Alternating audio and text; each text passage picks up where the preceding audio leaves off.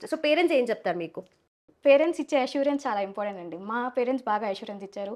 And పిల్లలు కూడా నేర్చుకోవడానికి మీరు పేరెంట్స్‌గా యాక్చువల్లీ కొంచెం గట్టిగా అష్యూరెన్స్ ఇస్తే వాళ్ళు కూడా బియాండ్ ద బాక్స్ నుంచి బయటకొచ్చి నేర్చుకుంటారు. Okay. So college is like a box. ఆ బాక్స్ నుంచి బయటికి రావడమే ఇది. అండ్ ఆ ఓకే. బాక్స్ నుంచి బయటికి హెల్ప్ మా ఇన్నోవాటిక్స్ ఇస్తది. రైట్. పర్ఫెక్ట్. సో ఇంత అష్యూరెన్స్ మీకొచ్చింది కాబట్టి ఇప్పుడు అప్‌కమింగ్ బ్యాచెస్‌కి మీరేం అష్యూరెన్స్ ఇస్తారు? అప్‌కమింగ్ బ్యాచెస్‌కి మేమిచ్చే అష్యూరెన్స్ వచ్చామా, నేర్చుకున్నామా అని కాదు. Just interact with them.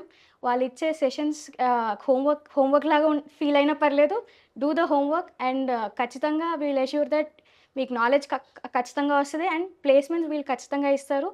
And then your dependence నీ వర్క్ నీ దాన్ని బట్టి. ఓకే. సో ప్లేస్‌మెంట్స్ గురించి మాట్లాడితే definitely end of the day అందరికి కావాల్సింది జాబే. అది ఏ లెవెల్ జాబు ఏంటనేది వాళ్ళ స్కిల్స్ మీద బేస్ చేసుకొని ఉంటుంది. హ్మ్. సో మీరిక్కడ నేర్చుకున్న స్కిల్స్ ఏంటి? అండ్ 100% ప్లేస్‌మెంట్ సపోర్ట్ అసిస్టెన్స్ అనేది వీళ్ళెలా ఇస్తున్నారు? ఫస్ట్ రాంగాల్నే obviously we come from scratch. Hmm. Maximum of the students I think I don't they అంత నాలెడ్జ్ లేని వాళ్ళే ఉంటారు.